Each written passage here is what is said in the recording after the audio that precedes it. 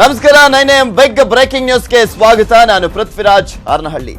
ಜೈಲಿನಿಂದ ರಿಲೀಸ್ ಆದ್ರೂ ದೆಹಲಿಯಲ್ಲಿ ಡಿಕೆಶಿ.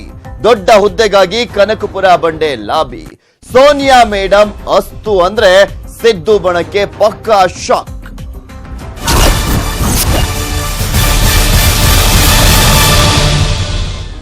ಡಿಕೆ ಶಿವಕುಮಾರ್ ಅವರು ಹೊರ ಬರ್ತಿದ್ದಂತೆ ಹಲವರಿಗೆ ಶಾಕ್ ಎದುರಾಗಿದೆ. ಅದರಲ್ಲಿ ಒಂದ್ ಕಡೆ ಆಡಳಿತ ಪಕ್ಷ ನಡೆಸ್ತಾ ಇರುವಂತಹ ಅಂದ್ರೆ ಬಿಜೆಪಿಗೆ ಒಂದ್ ಕಡೆ ಆದ್ರೆ ಹಾಗೆ ಜೆಡಿಎಸ್ಗೂ ಕೂಡ ಅಷ್ಟೇ, ಇನ್ನೂ ಒಂದ್ ಕಡೆ ಅವರದ್ದೇ ಪಕ್ಷದ ನಾಯಕರಿಗೂ ಕೂಡ ಶಾಕ್ ಎದುರಾಗಿದೆ.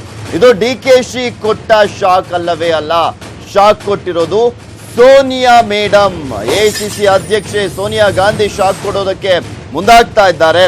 ಹಾಲಿ ಅಧ್ಯಕ್ಷ ದಿನೇಶ್ ಗುಂಡೂರಾವ್ ಅವರಿಗೆ ಶಾಕ್ ಎದುರಾಗ್ತಾ ಇದೆ. ಯಾವ ಕಾರಣಕ್ಕೆ ಶಾಕ್ ಎದುರಾಗಬಹುದು ದಿನೇಶ್ ಗುಂಡೂರಾವ್ಗೆ ಅಂತ ನೀವು ಊಹಿಸ್ಕೊಳ್ಬಹುದು.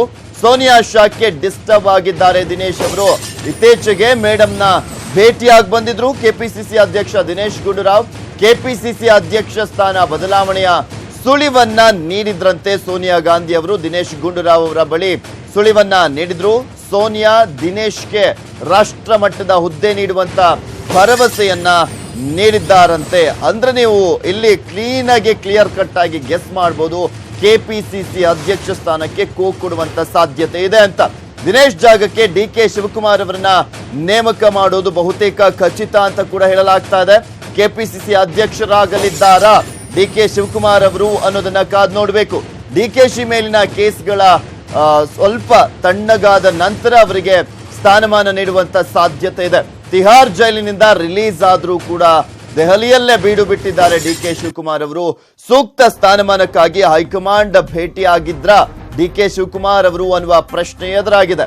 ಕೆಪಿಸಿಸಿ ಅಧ್ಯಕ್ಷ ಸ್ಥಾನದ ಭರವಸೆಯನ್ನ ನೀಡಿದ್ದಾರಂತೆ ಸೋನಿಯಾ ಗಾಂಧಿ ಅವರು. ಎಸ್, ಡಿಕೆ ಶಿವಕುಮಾರ್ ಅವರು ಹೊರ ಬರ್ತಿದ್ದಂತೆ ಸುಮ್ಮನೆ ಕೂತ್ಕೊಂಡಿಲ್ಲ. ನೀವು ಬೇರೆ ಯಾರನ್ನಾದ್ರೂ ಗಮನಿಸಿರ್ಬೋದು ರಾಜಕಾರಣಿಗಳನ್ನ, ಅವರು ಯಾರಾದ್ರೂ ಜೈಲಿನಲ್ಲಿ ಇದ್ದು ಹೊರಗಡೆ ಬರ್ತಿದ್ದ ಹಾಗೆ ಸ್ವಲ್ಪ ಸೈಲೆಂಟ್ ಆಗಿರ್ತಾರೆ, ಮತ್ತು ಒಂದ್ ಕಡೆ ಒಬ್ಬೊಬ್ಬರೇ ಇರ್ತಾರೆ. ಈ ರೀತಿಯಾಗಿ ಸ್ವಲ್ಪ ದಿನ ವಿಶ್ರಾಂತಿಯನ್ನ ಪಡ್ಕೊಳ್ತಾರೆ. ಆದ್ರೆ ಡಿಕೆ ಶಿವಕುಮಾರ್ ಅವರು ಮಾತ್ರ ಅದ್ಯಾವುದನ್ನು ಕೂಡ ಮಾಡ್ತಿಲ್ಲ. ಮತ್ತೆ ಖಡಕ್ ಆಗಿ ಹೊರಗೆ ಬಂದು ಮತ್ತೆ ರಾಜಕೀಯವನ್ನ ಶುರು ಮಾಡಿದ್ದಾರೆ. ಇದೆಲ್ಲದ್ರ ಬಗ್ಗೆ ಕಂಪ್ಲೀಟ್ ಡೀಟೇಲ್ಸ್ ಅನ್ನ ನೀಡ್ತಾರೆ ನಮ್ಮ ಪೊಲಿಟಿಕಲ್ ಬ್ಯೂರೋ ಮುಖ್ಯಸ್ಥರಾಗಿರುವಂತಹ ಚಿದಾನಂದ್ ಪಟೇಲ್ ನಮ್ ಜೊತೆ ದೂರವಾಣಿ ಸಂಪರ್ಕದಲ್ಲಿದ್ದಾರೆ. ಚಿದಾನಂದ್ ಪಟೇಲ್, ನೋಡ್ತಾ ಇದ್ವಿ ಡಿಕೆ ಶಿವಕುಮಾರ್ ಅವರು ಮತ್ತೆ ಈಗ ರಾಜಕಾರಣಕ್ಕೆ ಎಂಟ್ರಿ ಕೊಡ್ತಾ ಇದ್ದಾರೆ, ಅಖಾಡಕ್ಕೆ ಇಳಿತಾ ಇದ್ದಾರೆ. ತಮ್ಮ ಪಕ್ಷದ ನಾಯಕರಿಗೆ ಮೊದಲಿಗೆ ಶಾಕ್ ಕೊಡ್ಲಿಕ್ಕೆ ಮುಂದಾಗಿರುವಂತದ್ದು. ಇದಕ್ಕೆ ಎಐಸಿಸಿ ಅಧ್ಯಕ್ಷೆ ಕೂಡ ಅಂದ್ರೆ ಅಸ್ತು ಅಂತ ಹೇಳಿದ್ದಾರೆ ಅನ್ನೋದು.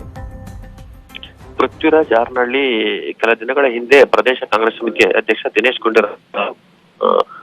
ಗುಂಡೂರಾವ್ ಅವರು ಸೋನಿಯಾ ಗಾಂಧಿ ಅವರನ್ನ ಭೇಟಿಯಾಗಿದ್ರು. ಭೇಟಿಯಾದ ಸಂದರ್ಭದಲ್ಲಿ ಪ್ರದೇಶ ಕಾಂಗ್ರೆಸ್ ಸಮಿತಿ ಅಧ್ಯಕ್ಷ ಹುದ್ದೆಯನ್ನು ಬದಲಾವಣೆ ಸಂಬಂಧಪಟ್ಟಾಗ ಅವರಿಗೆ ಸುಳಿವನ್ನ ಕೊಟ್ಟಿದ್ದಾರೆ. ಜೊತೆಗೆ ದಿನೇಶ್ ಗುಂಡೂರಾವ್ ಅವರಿಗೆ ಎಐಸಿಸಿಯ ಪ್ರಧಾನ ಕಾರ್ಯದರ್ಶಿ ಜೊತೆಗೆ ಎಐಸಿಸಿ ವಕ್ತಾರ ಹುದ್ದೆಯನ್ನು ಕೂಡ ಅವರಿಗೆ ಕೊಡುವ ಬಗ್ಗೆ ಸುಳಿವನ್ನು ಕೂಡ ಕೊಟ್ಟಿದ್ದಾರೆ.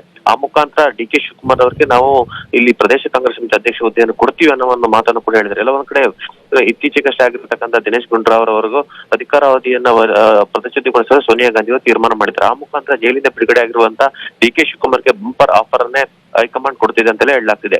ಈ ಹಿಂದೆ ಪ್ರದೇಶ ಕಾಂಗ್ರೆಸ್ ಸಮಿತಿ ಅಧ್ಯಕ್ಷ ಹುದ್ದೆಗೆ ಭಾರಿ ಲಾಬಿ ಮಾಡಿ ವಿಫಲವಾಗಿದ್ದಂತ ಡಿಕೆ ಶಿವಕುಮಾರ್ ಅವರಿಗೆ ಇದೀಗ ಕಾಂಗ್ರೆಸ್ ಹೈಕಮಾಂಡ್ ಅವರಿಗೆ ಪ್ರದೇಶ ಕಾಂಗ್ರೆಸ್ ಸಮಿತಿ ಅಧ್ಯಕ್ಷ ಹುದ್ದೆಯನ್ನು ಕೊಡ್ತಿದೆ. ಆ ಮುಖಾಂತರ ಯಾವುದೇ ನೆಗೆಟಿವ್ ವಿಚಾರವನ್ನು ಪಾಸಿಟಿವ್ ಮಾಡ್ಕೊಳ್ಳುವಂತ ಕಲೆಯನ್ನು ಕಲ್ತಿರುವಂತ ಡಿಕೆ ಶಿವಕುಮಾರ್ ಅವ್ರಿಗೆ ಎಲ್ಲೊಂದ್ ಕಡೆ ಪ್ರದೇಶ ಕಾಂಗ್ರೆಸ್ ಸಮಿತಿ ಅಧ್ಯಕ್ಷ ಹುದ್ದೆ ಅವರಿಗೆ ಎಲ್ಲೊಂದ್ ಕಡೆ ಕರ್ನಾಟಕ ಕಾಂಗ್ರೆಸ್ ನಲ್ಲಿ ಮತ್ತಷ್ಟು ಹಿಡಿತ ಹೊಂದಲು ಅನುಕೂಲ ಆಗಲಿದೆ ಅಂತಲೇ ಹೇಳಲಾಗ್ತಿದೆ. Prithviraj, okay, thank you Chidanand Patel ನಿಮ್ಮೆಲ್ಲ ಡೀಟೇಲ್ಸ್ಗಾಗಿ. ಇವತ್ತೇ ಮುಗಿಬೇಕು, ಇಲ್ಲ ಅಂದ್ರೆ ಕಷ್ಟ. ಅನರ್ಹರಿಗೆ ಸುಪ್ರೀಂ ಡೆಡ್ ಲೈನ್. ಸುಪ್ರೀಂ ತೀರ್ಪಿನ ಮೇಲೆ 17 ರೆಬಲ್ ಅನರ್ಹ ಶಾಸಕರ ಭವಿಷ್ಯ.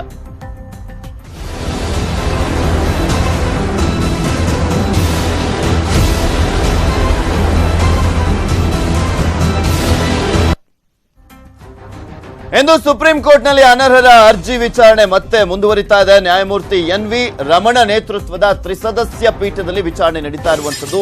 ಸ್ಪೀಕರ್ ಆದೇಶವನ್ನ ಪ್ರಶ್ನಿಸಿ ಅನರ್ಹರು ಸಲ್ಲಿಸಿರುವಂತಹ ಅರ್ಜಿ ವಿಚಾರಣೆ ಮೊನ್ನೆಯಿಂದಲೂ ಕೂಡ ನಡೀತಾ ಇದೆ, ಅದು ಮುಂದುವರೆದಿದೆ.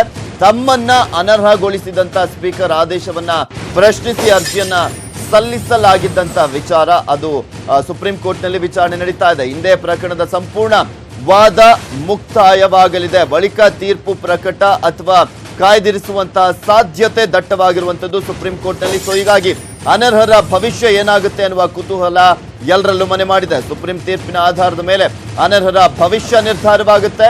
ಇಂದು ವಾದವನ್ನ ಮಂಡಿಸಲಿದ್ದಾರೆ ಕಾಂಗ್ರೆಸ್ನ ಪರವಾಗಿ ಕಪಿಲ್ ಸಿಬಲ್ ಅವರು. ಕಾಂಗ್ರೆಸ್ ಪರ ವಾದವನ್ನ ಮಂಡಿಸಲಿರುವಂತದ್ದು ಇವರು ಕಾಂಗ್ರೆಸ್ನ ಹಿರಿಯ ನಾಯಕರು ಕೂಡ ಹೌದು. ಇಂದು ವಾದವನ್ನ ಆಲಿಸಿ ತೀರ್ಪನ್ನ ನೀಡಬಹುದು ಕೋರ್ಟು ಅಥವಾ ಮುಂದೂಡಬಹುದು, ಅಂದ್ರೆ ತೀರ್ಪನ್ನ ಕಾಯ್ದಿರಿಸಬಹುದು. ಕಪಿಲ್ ಸಿಬಲ್ ವಾದವನ್ನ ಆಲಿಸಿ ತೀರ್ಪನ್ನ ಕಾಯ್ದಿರಿಸಬಹುದು. ಆ ಸಾಧ್ಯತೆ ದಟ್ಟವಾಗಿದೆ. ನಾಳೆಯಿಂದ ಅಂದ್ರೆ 31ರವರೆಗೆ ಸುಪ್ರೀಂ ಕೋರ್ಟ್ಗೆ ರಜೆ ಇರುವಂತ ಹಿನ್ನೆಲೆಯಲ್ಲಿ ಇವತ್ತು ತೀರ್ಪು ಕೊಡಬೇಕು.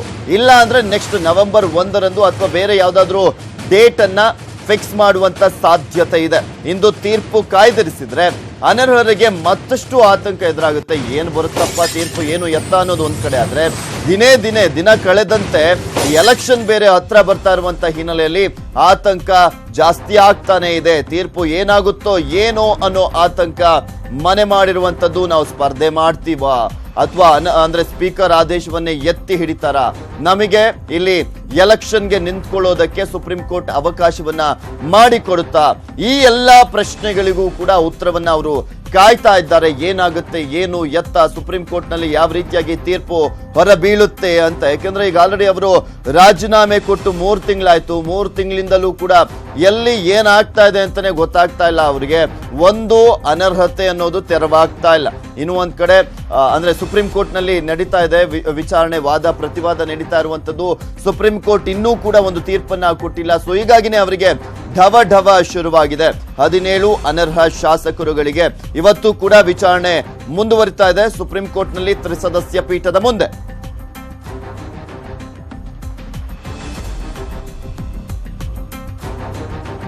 ಅವರಿಬ್ಬರು ಸೇರಿ ವಿಮಾನವನ್ನೇ ಕದ್ದೋರಲ್ಲಿ ಒಬ್ರು ನಮ್ಮ ರಾಜ್ಯದವರು. ಅಷ್ಟು ದೊಡ್ಡ ವಿಮಾನ ಕದ್ದಿದ್ದೇಗೆ ಗೊತ್ತಾ?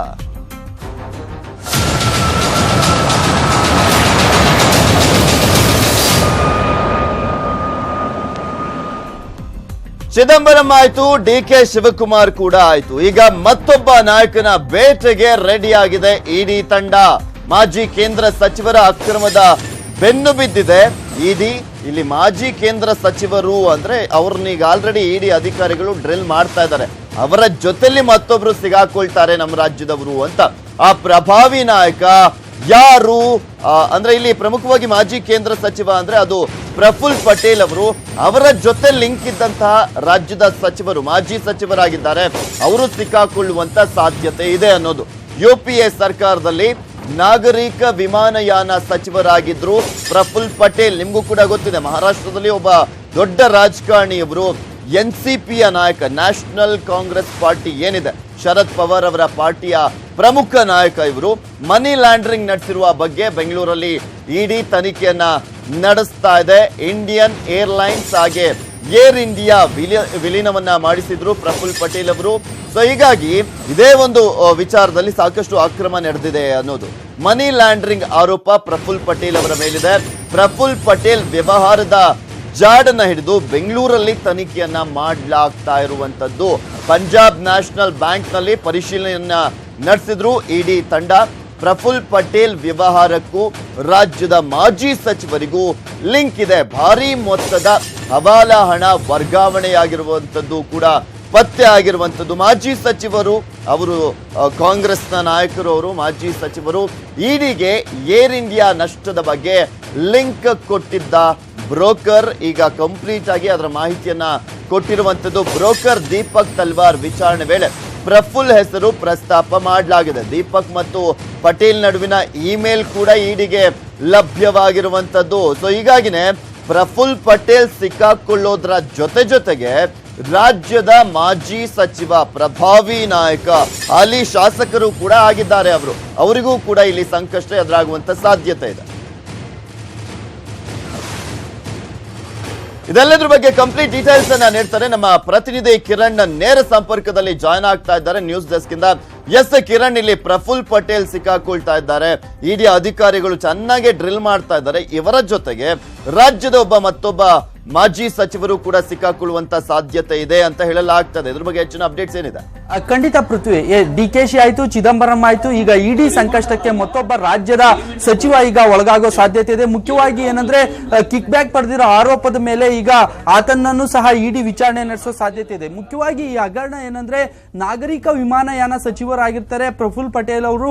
ಏನು UPA ಸರ್ಕಾರದ ಅವಧಿಯಲ್ಲಿ ನಾಗರಿಕ ವಿಮಾನಯಾನ ಸಚಿವರಾಗಿದ್ದ ಸಂದರ್ಭದಲ್ಲಿ ಏರ್ ಇಂಡಿಯಾ ಮತ್ತೆ ಇಂಡಿಯನ್ ಏರ್ಲೈನ್ಸ್ ಅನ್ನ ಮರ್ಜ್ ಮಾಡಲಾಗುತ್ತೆ. ಆ ಮರ್ಜ್ ಮಾಡಿದ ಸಂದರ್ಭದಲ್ಲಿ ಸಾಕಷ್ಟು ಕಿಕ್ ಬ್ಯಾಕ್ ಪಡೆದಿರ್ತಕ್ಕಂಥದ್ದು. ಇಲ್ಲಿ ಮುಖ್ಯವಾಗಿ ಯಾವ ರೀತಿ ಹಗರಣ ನಡೆದಿದೆ ಅಂದ್ರೆ ಇಂಟರ್ನ್ಯಾಷನಲ್ ರೂಟ್ ಏನಿರುತ್ತೆ, ಆ ಬೆಂಗಳೂರಿಂದ ಲಂಡನ್ ಆಗಿರ್ಬೋದು, ಲಂಡನ್ ನಿಂದ ಮುಂಬೈ ಆಗಿರ್ಬೋದು, ಮುಂಬೈಯಿಂದ ಲಂಡನ್ ಆಗಿರ್ಬೋದು, ಈ ರೀತಿ ಇಂಟರ್ನ್ಯಾಷನಲ್ ರೂಟ್ ಅನ್ನ ಓವರ್ಟೇಕ್ ಮಾಡಿಕೊಂಡು ಖಾಸಗಿ ಅವರಿಗೆ ಮಾರಿರ್ತಕ್ಕಂಥದ್ದು. ಈ ಆರೋಪದ ಮೇಲೆ ಈಗ ಪ್ರಫುಲ್ ಪಟೇಲ್ ಅನ್ನ ಇಡಿ ವಿಚಾರಣೆ ನಡೆಸ್ತಾ ಇರ್ತಕ್ಕಂಥದ್ದು. ಈಗಾಗಲೇ ಹಲವು ಸುತ್ತು ವಿಚಾರಣೆಯನ್ನ ಪ್ರಫುಲ್ ಪಟೇಲ್ ಅಲೆ ಎದುರಿಸಿರ್ತಕ್ಕಂಥದ್ದು. ಈ ಮಧ್ಯೆ ಪ್ರಫುಲ್ ಪಟೇಲ್ ಬೆಂಗಳೂರಿನ ಒಬ್ಬ ಮಾಜಿ ಸಚಿವ, ರಾಜ್ಯದ ಮಾಜಿ ಸಚಿವರಿಗೆ ಸಹ ಹಣವನ್ನ ರವಾನೆ ಮಾಡಿದ್ದಾರೆ, ಹವಾಲಾ ದಂಧೆಯ ಮೂಲಕ ಹಣವನ್ನ ರವಾನೆ ಮಾಡಿದ್ದಾರೆ. ಕಿರಣ್, ಇಲ್ಲಿ ಪ್ರಮುಖವಾಗಿ ಪ್ರಫುಲ್ ಪಟೇಲ್ ಅವರ ವಿಚಾರಕ್ಕೆ ಸಂಬಂಧಪಟ್ಟಂತೆ ಇಡೀ ತನಿಖೆ ನಡೀತಾ ಇದೆ. ಈ ವಿಚಾರದಲ್ಲಿ ಯಾರಾದ್ರೂ ಅರೆಸ್ಟ್ ಆಗಿದ್ದಾರಾ? ಮತ್ತೆ ಆ ಮಾಜಿ ಸಚಿವ ಅಂತ ನಾವ್ ಏನ್ ಹೇಳ್ತಾ ಇದ್ವಿ, ಅವ್ರೇನಾದ್ರೂ ಅರೆಸ್ಟ್ ಆಗುವಂತ ಸಾಧ್ಯತೆ ಇದೆಯಾ ಅಥವಾ ಅವರನ್ನ ವಿಚಾರಣೆಗೆ ಒಳಪಡಿಸುವಂತ ಸಾಧ್ಯತೆ ಇದೆಯಾ?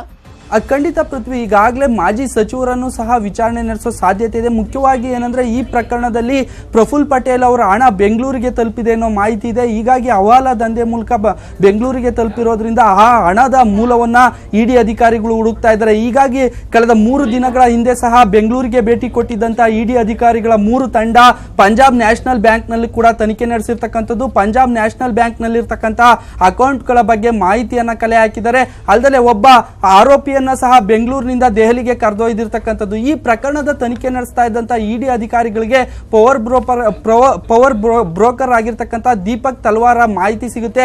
ಆತನನ್ನ ವಿಚಾರಣೆ ನಡೆಸಿದಾಗ ಮಾಜಿ ಸಚಿವ ಪ್ರಫುಲ್ ಪಟೇಲ್ ಅವರ ನನಗೆ ಈ ಆಮಿಷ ಒಡ್ಡಿದ್ರು ಮತ್ತೆ ಇದರಲ್ಲಿ ಅವ್ರ ಪಾತ್ರನೂ ಇದೆ ಅನ್ನೋ ಮಾಹಿತಿ ಕೊಡ್ತಾನೆ. ಅದ್ರ ಮೇಲೆ ಪ್ರಫುಲ್ ಪಟೇಲ್ ಅನ್ನು ವಿಚಾರಣೆ ಮಾಡ್ತಾ ಇದ್ದಾರೆ. ಅಲ್ಲದೆ ಮಾಜಿ ಸಚಿವ, ರಾಜ್ಯದ ಮಾಜಿ ಸಚಿವರೊಬ್ಬರಿಗೆ ಆ ಹವಾಲಾ ಹಣ ಟ್ರಾನ್ಸಾಕ್ಷನ್ ಆಗಿರೋದ್ರಿಂದ ಆ ಮಾಜಿ ಸಚಿವರನ್ನು ಕೂಡ ಇಡಿ ವಿಚಾರಣೆಗೆ ಕರೆಯೋ ಸಾಧ್ಯತೆ ಇದೆ.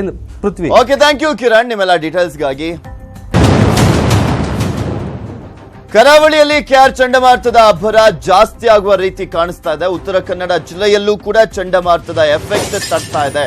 ಭಾರಿ ಗಾಳಿ ಮಳೆಗೆ ಧರೆಗುರುಳಿದ್ದಾವೆ ಮರಗಳು. ಯಾಕೆಂದ್ರೆ ಇದು ಕ್ಯಾರ್ ಚಂಡಮಾರುತದ ಎಫೆಕ್ಟ್ ನಿಂದಾಗಿ. ಸೊ ಹೀಗಾಗಿ ಈಗ ಆಲ್ರೆಡಿ ಮಳೆ ಶುರುವಾಗಿದೆ. ಮಳೆ ಅಬ್ಬರ ಕೂಡ ಜೋರಾಗಿರುವಂತದ್ದು.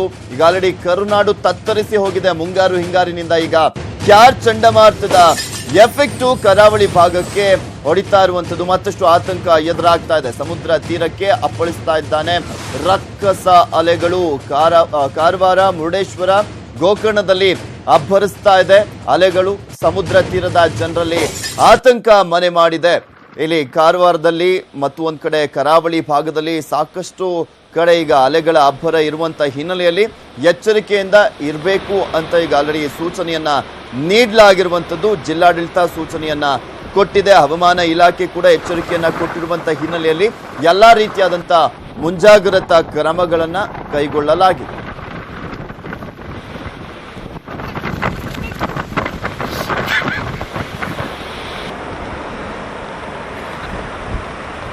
ಸೊ ನೋಡ್ತಾ ಇದ್ದೀರಾ ದೃಶ್ಯಾವಳಿಗಳಲ್ಲಿ ನಮ್ಮ ಪ್ರತಿನಿಧಿ ಕೂಡ ವರದಿಗೆ ಹೋದಂತ ಸಂದರ್ಭದಲ್ಲಿ ಅಲ್ಲಿ ಯಾವ ರೀತಿಯಾಗಿ ಗಾಳಿ ಬೀಸ್ತಾ ಇದೆ ಅನ್ನೋದನ್ನ ನಿಮ್ಗೆ ತೋರಿಸ್ತಾ ಇದ್ವಿ. ಉತ್ತರ ಕನ್ನಡ ಭಾಗ ಹಾಗೆ ಮಂಗಳೂರು ಇಲ್ಲೆಲ್ಲ ಕರಾವಳಿ ಪ್ರದೇಶದಲ್ಲಿ ಅಲ್ಲಿ ವರ್ಣನ ಆರ್ಭಟದ ಜೊತೆಗೆ ಎಷ್ಟು ವೇಗವಾಗಿ ಗಾಳಿ ಬರ್ತಾ ಇದೆ ಅನ್ನೋದನ್ನ ಕೂಡ ಗಮನಿಸ್ತಾ ಇದ್ದಾರೆ. ಬಲಭಾಗದ ದೃಶ್ಯಾವಳಿಯಲ್ಲಿ ಅವರು ನಮ್ಮ ಪ್ರತಿನಿಧಿ ಅವರು ವರದಿಗೆ ಅಂತ ಹೋದಂತ ಸಂದರ್ಭದಲ್ಲಿ ಅಲ್ಲಿ ಗಾಳಿ ಎಷ್ಟು ಪ್ರಮಾಣದಲ್ಲಿ ವೇಗವಾಗಿ ಬೀಸ್ತಾ ಇದೆ ಅನ್ನೋದನ್ನ ತೋರಿಸ್ಲಿಕ್ಕೋಸ್ಕರ ಅಲ್ಲಿ ಛತ್ರಿಯನ್ನ ಆನ್ ಮಾಡಿದ್ರು. ಆ ಸಂದರ್ಭದಲ್ಲಿ ನೋಡ್ತಾ ಇದ್ದೀರಾ ಎಷ್ಟು ಭಯಂಕರವಾಗಿ ಜೋರಾಗಿ ಬೀಸ್ತಾ ಇದೆ ಗಾಳಿಯಲ್ಲಿ ಅನ್ನೋದು. ಅದು ಇನ್ನಷ್ಟು ಜಾಸ್ತಿ ಆಗುವಂತ ಸಾಧ್ಯತೆ ಕೂಡ ಇದೆ. ಥಿಯೇಟರ್ನಲ್ಲಿ ಚಿತ್ರ ಪ್ರದರ್ಶನ ತಡೆ ಹಿನ್ನೆಲೆಯಲ್ಲಿ ರೊಚ್ಚಿಗೆದ್ದಂತ ಅಭಿಮಾನಿಗಳಿಂದ ದಾಂಧಲೆಯನ್ನ ಮಾಡಲಾಗಿದೆ. ತಮಿಳುನಾಡಿನ ಕೃಷ್ಣಗಿರಿಯಲ್ಲಿ ಒಂದು ಘಟನೆ ನಡೆದಿರುವಂತದ್ದು. ಪೊಲೀಸ್ ಜೀಪ್ ಪಕ್ಕದಲ್ಲೇ ಪಟಾಕಿಯನ್ನ ಸಿಡಿಸಿ ದಾಂಧಲೆಯನ್ನ ಮಾಡಲಾಗಿದೆ. ಇಲ್ಲಿ ರೊಚ್ಚಿಗೆದ್ದಂತ ಅಭಿಮಾನಿಗಳು ಈ ರೀತಿಯಾಗಿ ಪುಂಡಾಟವನ್ನ ಮಾಡಿರುವಂತದ್ದು. ತಮಿಳುನಾಡಿನ ಕೃಷ್ಣಗಿರಿಯಲ್ಲಿ ನಡೆದಿರುವಂತಹ ಘಟನೆ ಇದು. ಪೊಲೀಸ್ ಜೀಪ್ ಪಕ್ಕದಲ್ಲೇ ಪಟಾಕಿಯನ್ನ ಸಿಡಿಸಿ ದಾಂಧಲೆಯನ್ನ ಮಾಡಲಾಗಿದೆ. ರಸ್ತೆ ಬದಿ ಅಂಗಡಿಗಳನ್ನ ಚಿಂದಿ ಮಾಡಿದ್ದಾರೆ ಕಿಡಿಗೇಡಿಗಳು. 30ಕ್ಕೂ ಹೆಚ್ಚು ಮಂದಿಯನ್ನ ಈಗ ವಶಕ್ಕೆ ಪಡೆದಿದ್ದಾರೆ ಪೊಲೀಸರು. ನೀವು ಕೂಡ ನೋಡ್ತಾ ಇದ್ದೀರಾ ದೃಶ್ಯಾವಳಿಗಳಲ್ಲಿ. ವಿಜಯ್ ಅಭಿನಯದ ದಿಗಿಲ್ ಚಿತ್ರ ಬಿಡುಗಡೆ ಆಗಿತ್ತು. ಚಿತ್ರ ವೀಕ್ಷಣೆಗೆ ಬಂದಿದ್ರು ಅಭಿಮಾನಿಗಳ ದಂಡು. ಈ ಸಂದರ್ಭದಲ್ಲಿ ಈ ರೀತಿಯಾಗಿ ಘಟನೆ ಆಗಿದೆ. ಈ ಒಂದು ಸಂದರ್ಭದಲ್ಲಿ ಪೊಲೀಸರು ಸಾಕಷ್ಟು ಹರಸಾಹಸ ಪಟ್ಟಿದ್ದಾರೆ ಪರಿಸ್ಥಿತಿಯನ್ನ ನಿಯಂತ್ರಣಕ್ಕೆ ಪಡೆದುಕೊಳ್ಳೋದಕ್ಕೆ, ಆದರೆ ಸಾಧ್ಯವಾಗಿಲ್ಲ.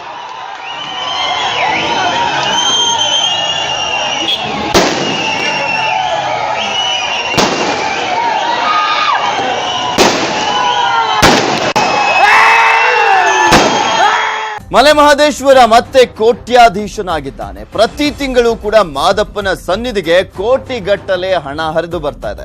ಕಳೆದ 1 ತಿಂಗಳ ಅವಧಿಯಲ್ಲಿ 1,40,00,000 ರೂಪಾಯಿಗೂ ಹೆಚ್ಚು ಹಣ ಸಂಗ್ರಹವಾಗಿದ್ದು ಮಲೆ ಮಹದೇಶ್ವರ ಬೆಟ್ಟದ ಹುಂಡಿಯಲ್ಲಿ ದಾಖಲೆ ಹಣ ಸಂಗ್ರಹವಾಗಿದೆ. ನಿನ್ನೆ ತಡರಾತ್ರಿಯವರೆಗೂ ಕೂಡ ನಡೆದಂತ ಹುಂಡಿ ಎಣಿಕೆ ಕಾರ್ಯದಲ್ಲಿ ನಗದು ಜೊತೆಗೆ 40 ಗ್ರಾಂ ಚಿನ್ನ, 1 ಕೆಜಿ 891 ಗ್ರಾಂ ಬೆಳ್ಳಿಯನ್ನ ಭಕ್ತರು ಸಮರ್ಪಿಸಿದ್ದಾರೆ.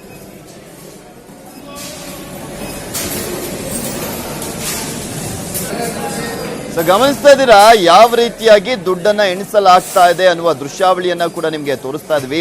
ರಾಜ್ಯದ ಪ್ರಖ್ಯಾತ ದೇವಸ್ಥಾನಗಳ ಪೈಕಿ ಮಲೆ ಮಹದೇಶ್ವರ ದೇವಸ್ಥಾನ ಕೂಡ ಅಗ್ರ 10 ದೇವಸ್ಥಾನಗಳಲ್ಲಿ ನಿಲ್ಲುವಂಥದ್ದು. ಅದರಲ್ಲಿ ಈಗ ದಾಖಲೆ ಹಣ ಸಂಗ್ರಹವಾಗ್ತಾ ಇದೆ. ಕಾಣಿಕೆ ರೂಪದಲ್ಲಿ ದಾಖಲೆ ಹಣ ಸಂಗ್ರಹವಾಗಿರುವಂಥದ್ದು. ಅಲ್ಲಿ ದೃಶ್ಯಾವಳಿಗಳನ್ನ ಗಮನಿಸ್ತಾ ಇದ್ದೀರಾ ಯಾವ ರೀತಿಯಾಗಿ ದುಡ್ಡನ್ನ ಎಣಿಸಲಾಗ್ತಾ ಇದೆ ಅನ್ನೋದನ್ನ. 1,40,00,000 ರೂಪಾಯಿ ಕಲೆಕ್ಟ್ ಆಗಿದೆ ಈ ಬಾರಿ.